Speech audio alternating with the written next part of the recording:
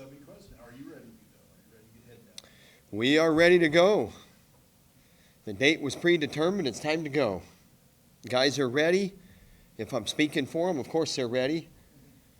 Back it up with some actions. What goes into this week and a half between the qualifier and the national tournament? Fine tune, probably. There's healing that goes on. The things that are external that don't factor in have to stay out there. The things that you can control that are positive, you got to keep them front and center. We got some, in this sport and in life and sports in general, you always have some things that ail you, but that's on the outside. You can control what's going on, how you face those things and react to them. One thing about Real Woods, it always seems like he's very calm and collected, unfazed, with how things are going in a match or a tournament. How does that help him, coming to, the NCAAs, and how does that benefit him? He's a cool customer. That's how he operates. He's a handful. We just got to keep him wrestling for the full 7 minutes. And, sometimes it's not like a gas tank issue or an energy issue. It's just like, you're up 7-0 with 4 minutes to go. The match isn't over. And you got to keep your foot in that gas. So we don't want him too calm, but you want him in that balance. But you're right. He's a cool customer. But, keep building. Keep doing the things that you do well, scoring-wise, etc. Is that something, obviously, it's probably something you've talked to him about, and just stress that you've got to go the whole way. Yeah, I think he knows that, here's the thing. There's conversations every day with these guys, as you know, and he knows that you have to keep your foot on the gas. Kelsey?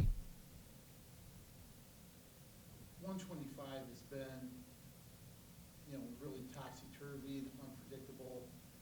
Drake comes in as the number 3 seed.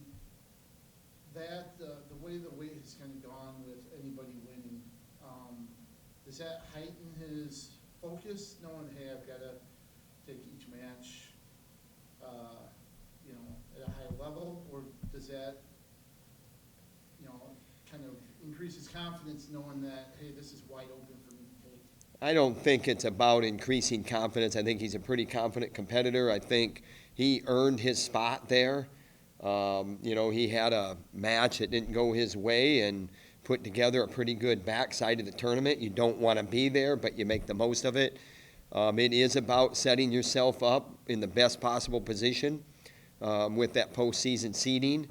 We're at the end, and he did his job to get himself best position.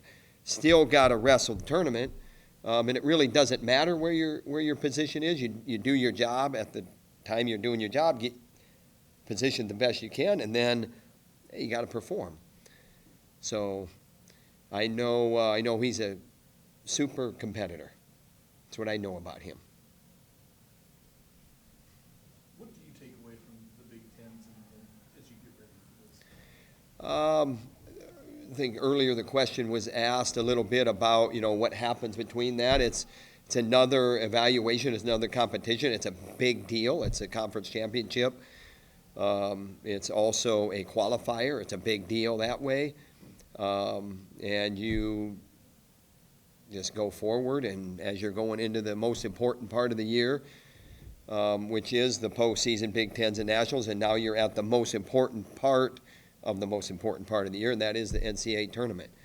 And what you take from each experience, adds up. And it's the things that you can control, the lessons that stay with you, that are going to catapult you into being the national champion, or being in the best possible position on that stand that you can be.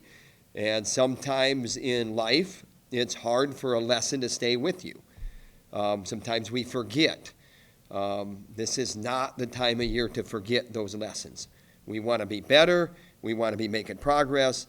we want those lessons to stay with us. Thanks, guys. Thanks. Thank you. Thanks.